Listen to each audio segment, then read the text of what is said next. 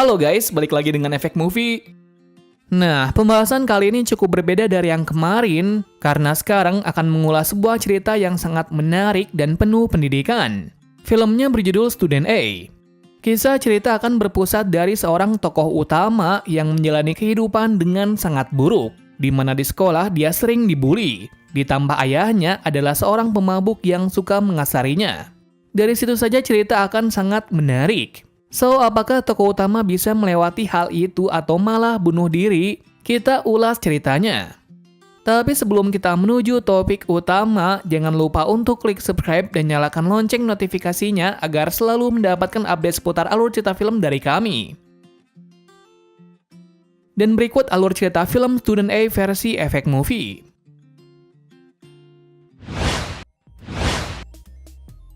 Awal film dibuka dari diperlihatkan seorang gadis SMP yang bernama Jiang Mire. Dia sekarang terlihat menyendiri dan berada di perpustakaan, di mana dia berada di sini untuk menyendiri. Lantaran si kelas menjauhinya karena dirumorkan ayahnya benar-benar buruk dan suka berurusan dengan polisi.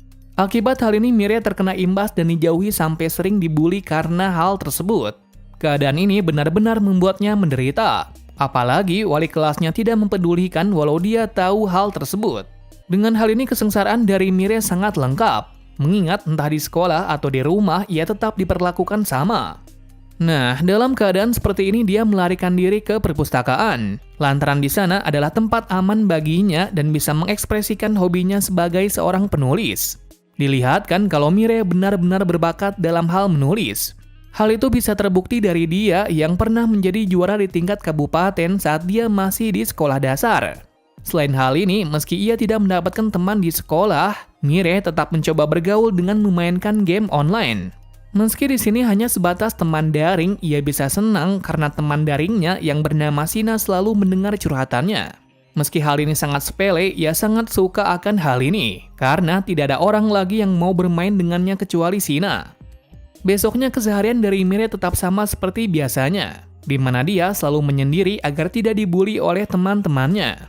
Namun suatu ketika, tiba-tiba ketua kelas yang bernama Becky mendatanginya dan mau berteman dengannya. Dengan kehadirannya, Mire tidak sendiri lagi. Apalagi di sini, Becky tampak menyukai tulisan yang dirinya buat. Semenjak hal tersebut mereka bermain bersama dan menjadi sahabat yang dekat. Tak lama kemudian, tambah satu orang yang sering mampir ke sini. Dia adalah murid laki-laki terpopuler sekolah yang bernama Shin Taeyong. Seketika melihat Shin berada di sini, seringkali Mire salah tingkah, dikarenakan sejak dahulu dirinya sangat menyukainya. Dan sekarang karena Shin sering berada di sini dan baik sekali kepadanya, maka dari itu Mire menduga kalau Shin mendekatinya. Dimulai dari situ dia mencoba untuk dekat dengannya. Tetapi hal itu beberapa kali terhalang ketika ia merasa dirinya tidak pantas. Siang harinya ketika pelajaran dimulai, wali kelas membuat tugas berkelompok untuk membuat sebuah pembelajaran mengenai makanan. Tentu di sini Mire yang tidak memiliki teman dia merasa sedih. Tetapi tak disangka Becky mau menjadikan temannya. Sekilas hal ini membuat lega, tetapi tetap saja salah satu dari teman Becky kembali membulinya walau dia melakukan sebuah kesalahan sedikit. Hari berlanjut esok harinya, yang mana tiba-tiba teman-temannya mengolok-ngoloknya karena terlalu dekat dengan Shin. Tentu akan hal ini dirinya yang tidak ingin membuat nama dari Shin memburuk, dia segera menjauhinya. Tetapi ternyata untuk menjauhinya sangat sulit, lantaran semakin melupakan malah dia semakin menyukainya. Akhirnya dalam ketidakpastian tersebut, dia melepaskan kesedihannya dengan memeluk boneka di taman untuk menenangkannya. Ternyata boneka di taman tersebut adalah kenalannya saat bermain game online yaitu Sina. Dan sekarang dirinya yang merasa terpuruk curhat mengenai pantas tidaknya dirinya mencintai seseorang. Sina memberi saran untuk mendekatinya lantaran seseorang memiliki hak tersebut. Akan perkataan itu besoknya dia memberanikan diri dan memberikan sebuah hadiah kepada Shin. Benar adanya, Shin menerimanya dengan senang dan akan memakainya. Hal ini semakin membuat kepercayaan dirinya semakin kuat. Tetapi ternyata, cintanya bertepuk sebelah tangan karena ternyata alasan Shin berada di sini adalah untuk mendekati Becky. Seketika, dia yang mengetahui fakta tersebut merasa hancur. Ditambah saat pelajaran berlangsung, wali kelas dan beberapa murid yang lain menuduhnya kalau dia telah mencontek Becky untuk ujian kompetensi penulisan novel di sekolah. Di situ pula keadaan dari Mire benar-benar tidak baik.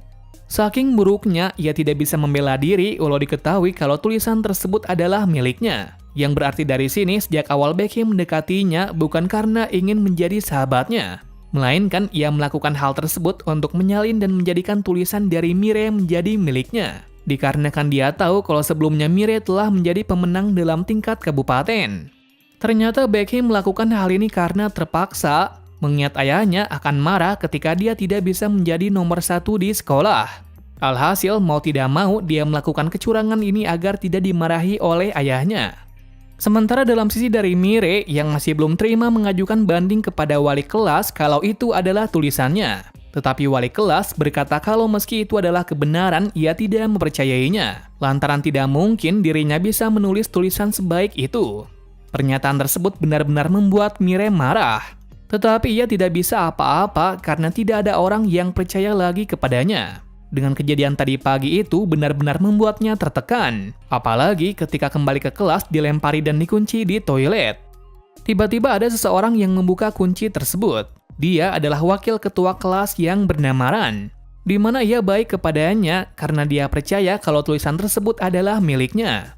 Nah, kenapa ia bisa tahu? Lantaran ia adalah teman dekat dari Becky, jadi ia tahu semua mengenai Becky dan apa yang tidak bisa dilakukannya. Entah kebaikan yang dilakukan tersebut ikhlas atau tidak, tetapi dengan hal ini Mire selamat karena ada yang membukakan pintunya. Jika tidak, pasti dia akan berada di sini sampai satpam membukanya. Sepulang dari masalah buruk tersebut, ia kembali mendapat masalah di rumah. Yakni ayahnya melakukan kekerasan kepadanya karena dia mengambil beberapa uang untuk membeli dalaman. Dalam kondisi seperti ini, Mire benar-benar merasa terpuruk sampai-sampai dia berniat untuk mati. Akan tetapi hal itu dihentikan oleh Sina. Kemudian Sina akhirnya membuka topengnya. Ternyata dia bukanlah seorang perempuan, melainkan seorang lelaki tampan berusia 19 tahunan. Lalu kenapa Sina menghentikannya? Lantaran ia tidak mau temannya mati dengan tidak bahagia. Sehingga sekarang dia memberi saran jika dia benar-benar tidak kuat menjalani hidupnya lagi, Sina meminta untuk melakukan hal yang diinginkan. Hal itu didasari dari pengalamannya bahwa dulu dia juga berniat untuk bunuh diri. Tetapi akhirnya hal itu tidak jadi dilakukan ketika Sina memberikan syarat kepada dirinya, yaitu jika dirinya belum melakukan apa yang dia suka, dia tidak akan bunuh diri. Tepatnya, salah satu syarat yang dimiliki oleh Sina adalah menunggu seseorang di sini. Jadi dia berada di sini dan mengenakan kostum ini bukan mencari uang, melainkan untuk mencari seseorang di masa lalu. Seketika mendengar perkataan tersebut, Mire tidak jadi bunuh diri sebelum ia melakukan hal yang dirinya suka. Hal ini membuat Sina senang dan mengajaknya bersenang-senang, sambil menunggu Mire memutuskan apa yang ingin ia lakukan sebelum mati. Setelah bermain bersama dengannya seharian, Mire memberanikan diri untuk mengajukan ulang ke wali kelas kalau itu adalah tulisannya. Tetapi kenyataannya, wali kelas tak mempedulikan hal itu lagi dan seolah mengalihkan pembicaraan. Meski begitu, ia tidak menyerah. Sampai suatu ketika, tiba-tiba akhirnya hal itu terungkap ketika dewan sekolah menyelidikinya. Ternyata hal ini bisa terjadi adalah berkat bantuan dari Ran. Ternyata Ran membantunya bukan karena kasihan, melainkan dia berniat menjatuhkan Becky agar dirinya menjadi ketua kelas selanjutnya. Setelah kejadian tersebut, Mire tidak dibully kembali. Malah sekarang Becky yang menjadi bual-bualan sekelas. Melihatnya, Mire merasa sedih lantaran dia tahu rasa sakitnya diperlakukan seperti itu. Tetapi ia tidak bisa membantunya, mengingat Ran mengancam akan menjadikannya seperti dulu ketika dia membantu Becky. Akan hal ini, Mire pura-pura tidak tahu dan menjalani kehidupan baiknya tersebut. Sepulang dari sekolah, dia menemui Sina lagi dan memberitahunya kalau sekarang dirinya sudah bahagia. Jadi dia tidak jadi bunuh diri dan menjalani hidup dengan baik. Mendengar hal tersebut, Sina tampak bahagia.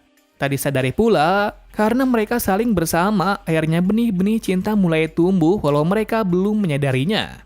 Dengan hal ini, kehidupan dari Mire berubah drastis. Yang dulunya dia sendirian dan tak memiliki teman, sekarang ia berbahagia sampai tidak bisa diungkapkan. Suatu hari ketika bermain bersama, akhirnya Sina telah menemukan orang yang dia cari. Tepatnya dia adalah teman saat di sekolah dahulu. Nah, kenapa dia ingin sekali menemuinya? Lantaran ia ingin meminta maaf kepadanya yang selalu menyakitinya. Ternyata dulu Sina ini adalah seorang berandalan, yang mana dia sering memukuli seseorang demi bisa mendapatkan teman. Dan sekarang ia yang sadar akan perbuatannya tersebut berniat untuk meminta maaf. Tetapi temannya tersebut tidak bisa memaafkannya.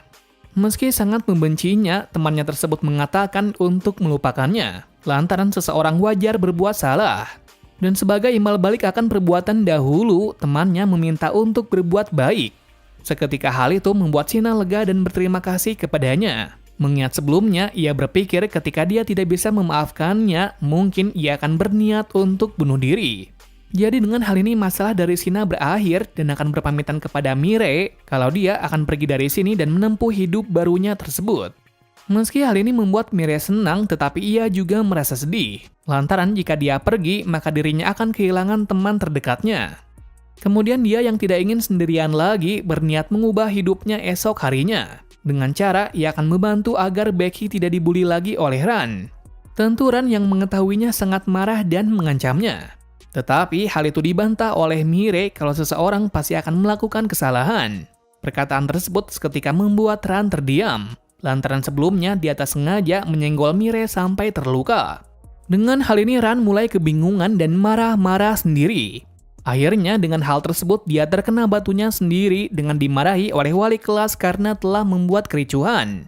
Meski begitu di sini ia tetap berbohong kalau ini bukanlah perbuatannya, melainkan ia menunjuk seseorang agar dirinya terhindar dari masalah tersebut. Kemudian setelah kerusuhan itu pelajaran dimulai. Namun sebelum dimulai, wali kelas memberitahu kabar baik kalau Mirai terpilih dalam kontes kenegaraan. Nah, di sini kita bisa melihat sikap buruk dari wali kelas. Yakni ketika dirinya sekarang berbakat, dia disanjung-sanjung. Tetapi dahulu ketika dirinya tidak ada yang mempercayainya, wali kelas malah mengacukannya. Walau dia tahu kalau itu adalah kebenaran.